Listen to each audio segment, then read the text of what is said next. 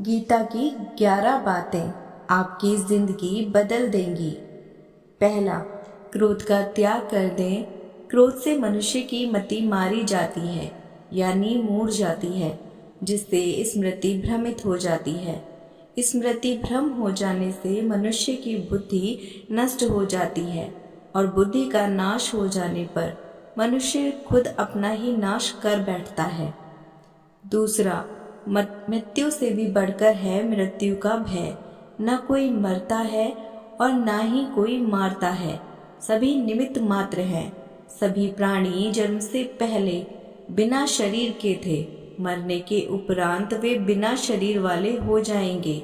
यह तो बीच में ही शरीर वाले देखे जाते हैं, फिर इनका शोक क्यों करते हो? कोई भी अमर जड़ी खाकर पैदा नहीं हुआ है।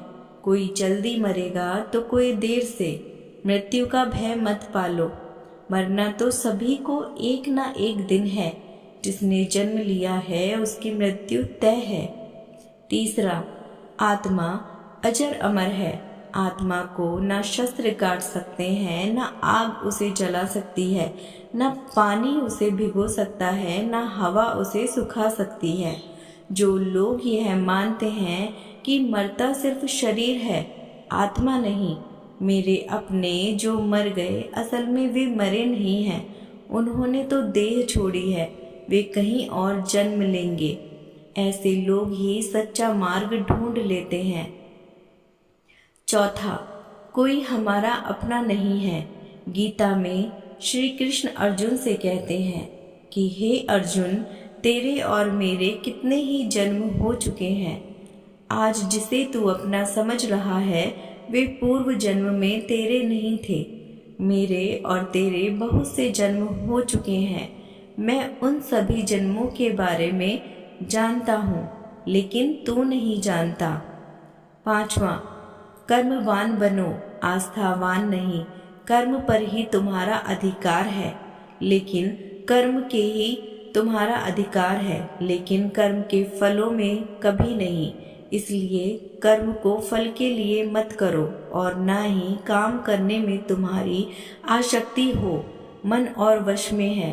जो जितेंद्रिय एवं विशुद्ध अंतःकरण वाला है और संपूर्ण प्राणियों का आत्म रूप परमात्मा ही जिसका आत्मा है, ऐसा कर्मयोगी कर्म करता हुआ भी लिप्त नहीं होता। कर्मों में कुशलता को ही योग कहते हैं।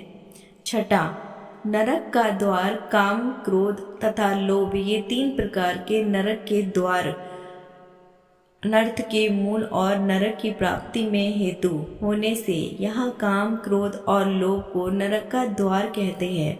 आत्मा का नाश करने वाले अर्थात उसको अधोगति में ले जाने वाले, अतएव इन तीनों का त्याग कर देना चाहिए। सातवां, व्यर्थ की चिंता छोड़ वर्तमान में जियो। क्यों व्रत की चिंता करते हो? किससे व्रत करते हो? किससे तुम व्यर्थ में डरते हो? कौन तुम्हें मार सकता है? आत्मा न पैदा होती है न मरती है।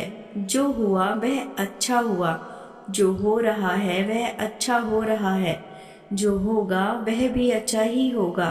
तुम भूत का पश्चाताप ना करो, भविष्य की चिंता करो, वर्तमान चल रहा है। आठवां, लगाव ही दुख का कारण है। तुम्हारा क्या गया जो तुम रोते हो? तुम क्या लाए थे जो तुमने खो दिया? तुमने क्या पैदा किया था जो नाश हो गया?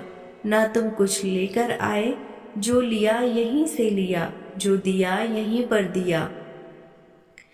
तो तुम खाली हाथ आए थे और खाली हाथ चले जाओगे। जो आज तुम्हारा है कल और किसी का था, परसों किसी और का होगा। तुम इसे अपना समझकर मग्न हो रहे हो।